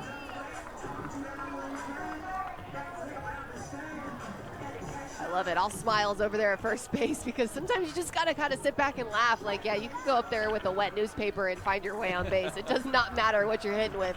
You know, that's one, too, where I'm curious with just the field condition with the rain, Alex, if that might have helped Issa with how fast the ball was trickling over to second where Thrunk was. Carly Maxton, that'll end her day. Over 100 pitches, 107 pitches thrown for Maxton. We'll bring in a new arm for the Wolfpack. 5 innings, 7 hits, 5 earned, and a strikeout for Carly. Only went 2 innings in game 1, so holding it down to keep her team in it. Here in game 3 on Sunday, coming in down for NC State. Boy, was Riley Wyman fantastic yesterday for the Pack. 4 1/3 inning, only 2 hits allowed, 1 earned run, and 2 strikeouts. It was Wyman's rise ball yesterday that I think was super effective out of the circle. Rise ball mixed with the off-speed pitch too. Ability to locate and throw it kind of on all planes is tough as a hitter when you're just trying to pick something to drive. Try to keep your barrel on top of the ball. Let's see if Wyman can replicate what she was able to do in the circle. She's appeared in every game this series. Junior out of Gardnerville, Nevada.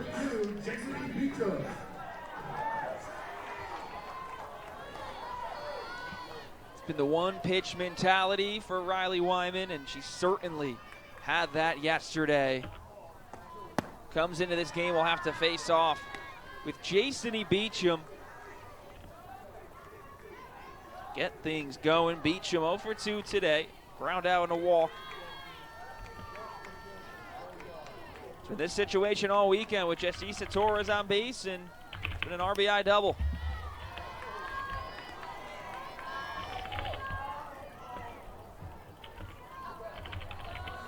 We talk about the season that Beecham had last year, one of the best freshman seasons in Florida State history.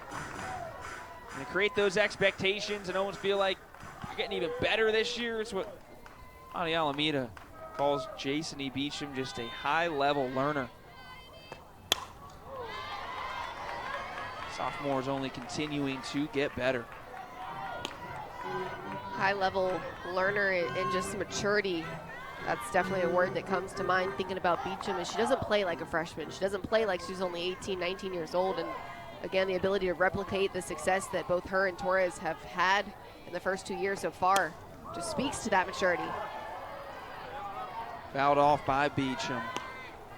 And then you add Kennedy Harp into that mix too. Stepping up now this year, and you've seen some flashes from Angelique Bueno.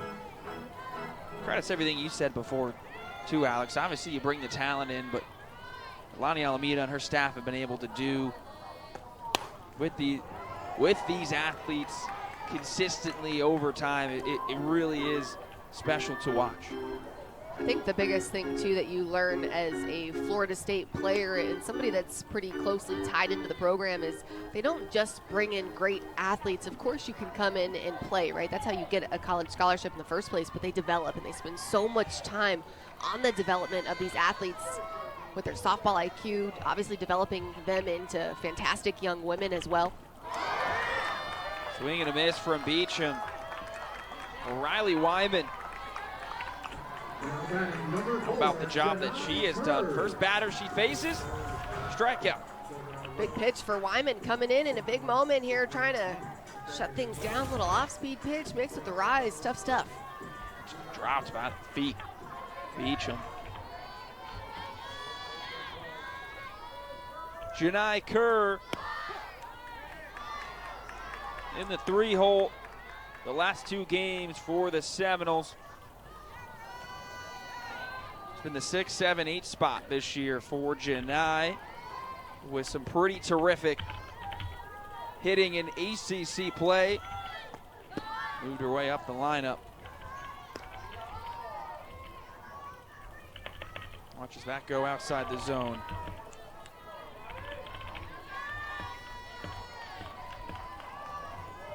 Kerr today trying to notch her first hit. Chose bunt. Wyman misses. Also looking down at Issa Torres at first as well.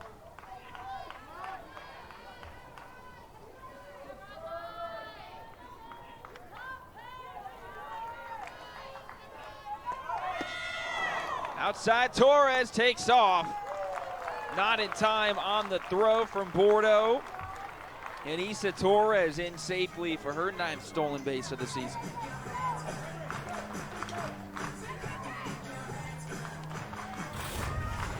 And good speed on the base path from Torres, but had to think that there was a little hit and run situation going on there, trying to get something put in play, put the pressure on the defense. Kerr and Torres working together. And Kerr drops it into left field, coming around to score. Issa Torres, an RBI single for Janai. 7-4 Florida State.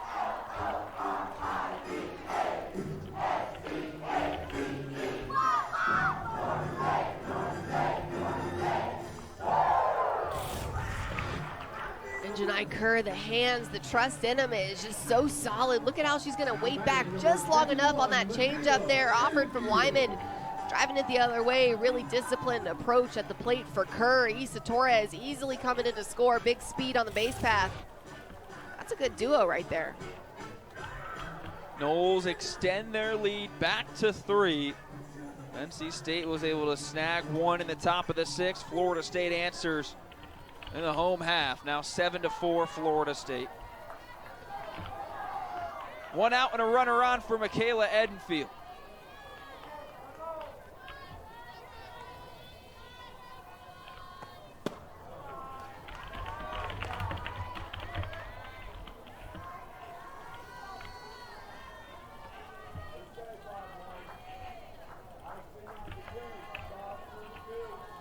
So Riley Wyman able to strike out Jason E. Beecham. First at bat, Edenfield with some power. It's going to get all the way to the wall. Janai Kerr takes a peek, but she'll be held up at third.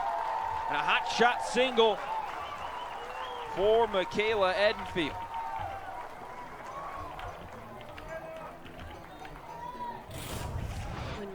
Michaela Edenfield is smooth and steady. Look at that, just driving that ball right back up the middle. She's able to keep her weight back, good hands through the zone. That ball got to the fence in a hurry. I was thinking a double, no doubt, off the bat, but the way it was hit, super sharp. Center fielder Goins did a great job getting to it. Good piece of hitting right there for the senior. Now runners on the corners for Florida State. Katie Dack back to the dish. Quick conversation. Paige Cassidy gonna head into the circle. Chat with Riley Wyman.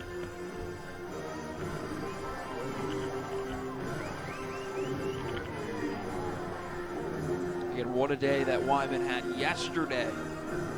Game 2. Coming in for relief. Replacing Wen Gore and only allowed 2 hits in over 4 innings pitched. Already, only faced 3 batters here, and the Noles had 2 hits in this inning off of Wyman.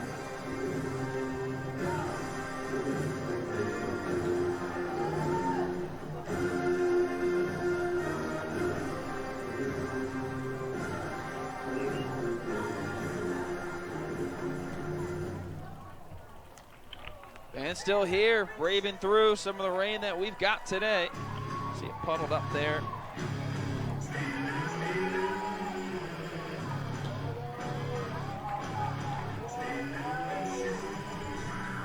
Well, Katie Dack, well, ready to rock and roll. Heading field on first, and Janai Kerr standing on third. Wins by that pitch. 61 miles per hour from Wyman. Here's the thing about Wyman's off-speed pitch is it's not a huge variance in speed, so you're working with about 7 or 8 miles an hour in velocity sometimes, which as a hitter is hard to recognize. Back-to-back strikes from Wyman, quickly ahead. 0-2 versus Katie Dack, who had a pretty darn good weekend herself. 4 RBIs. The first 2 games coming in. Had a duck. Look out.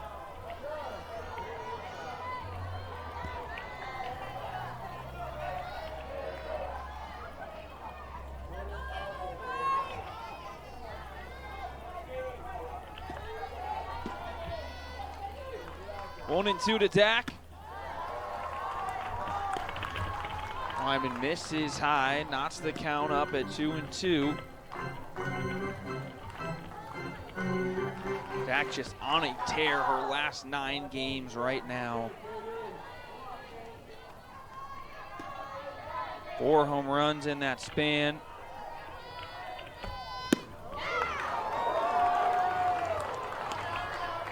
After starting at 0-2.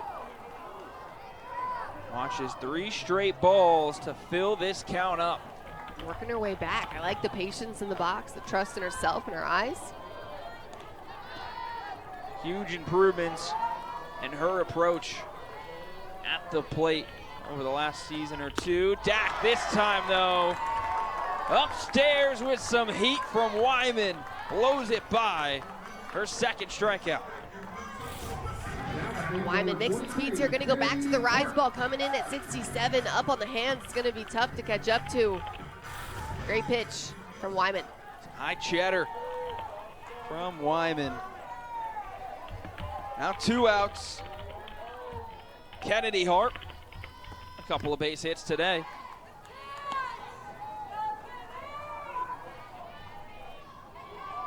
Flew out to center field her last time up, but 2 singles. Second and third inning for the sophomore.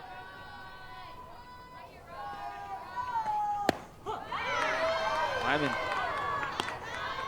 pings the inside of the zone. Mentioned it yesterday too with the delivery, Alex, for Riley Wyman, how she dips down low. Curious how that differentiates when you're used to Carly Maxton. Hart over to short, Simmers flips to second. Retire this side. Florida State gets 1 more run. They lead by 3. NC State, they're down to their last 3. When you her 5th career at bat. Drew a walk last Friday versus Boston College. And now coming up in the top of the 7th inning, looking to get things started for her team.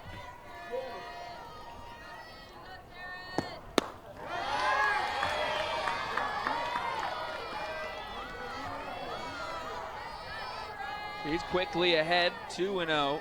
Massey, only one hit this season. That one hit was a 2 RBI double back on February 22nd versus Northern Colorado.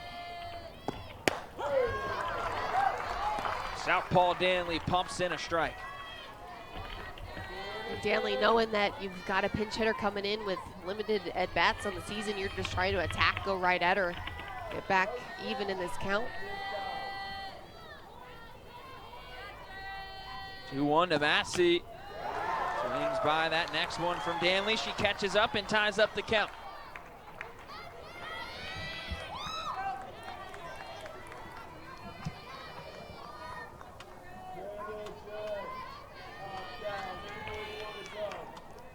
Sophomore v freshman. 2-2. Popped up. Coming back is Torres. Calling her off is Janai Kerr. Snags it. 1 away.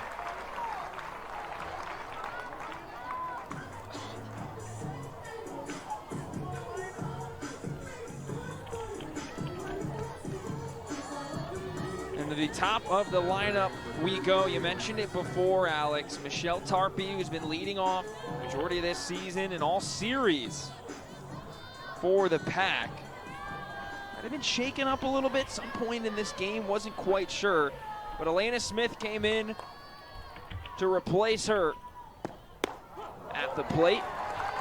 Inning or two ago, and now she is back. Just got to keep getting the opportunities, and right now Smith, good chance. Smith flew out to center field. Back in the 5th inning. Puts that one to the foot.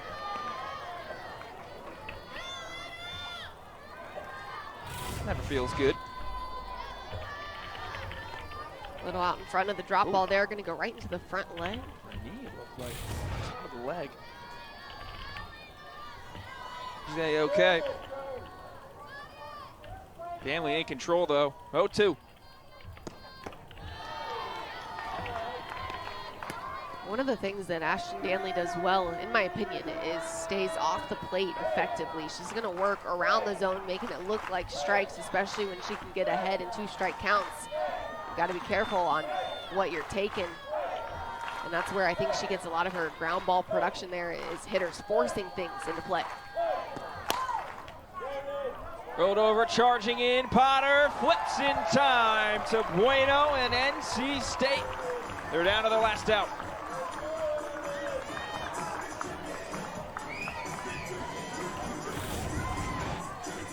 Good job. Look how far back Annie Potter is playing, almost in the grass there, definitely on the edge during the grass, but able to crash in well, making a nice little flip over to first base. That's not an easy play. That's one that sometimes you see your middle infielders flub because they just can't get everything going together between the feet and the hands. Have a day, Annie. 2 hits, 2 RBIs. Play right there. The first pitch strike to Taylor Ensley, who has played pretty darn well this whole series. 2 hits today, both singles, also a walk.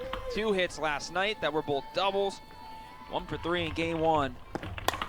And Ensley into the glove of Issa Torres.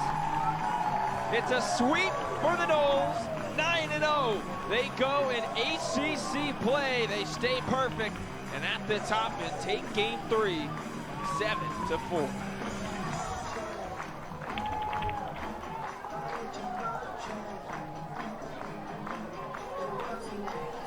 Big game for the Noles. Overall, Alex, just a great series. You got to credit the fight from NC State they showed over these last 2 games. Well, Florida State definitely taking care of business, but I think that NC State right now is a team that's playing really good softball, and we've got to acknowledge as well, they're only doing it with 3 arms in the circle too. Insco looking to come back in the next couple of weeks and get more time and get more reps in the circle, so she'll be a huge component to the staff for the Wolfpack, but I think NC State's playing some good ball at this point in the season. Yeah, you mentioned getting some of those pitchers back into the rotation will definitely help. As Leftwich continues to build that program, they got a couple of tough matchups though be at home to face Virginia Tech, the Hokies, next week. They also got Duke on the horizon as well as North Carolina. Big matchups coming for the Noles. As we mentioned before, it's a rivalry midweek. Florida coming up.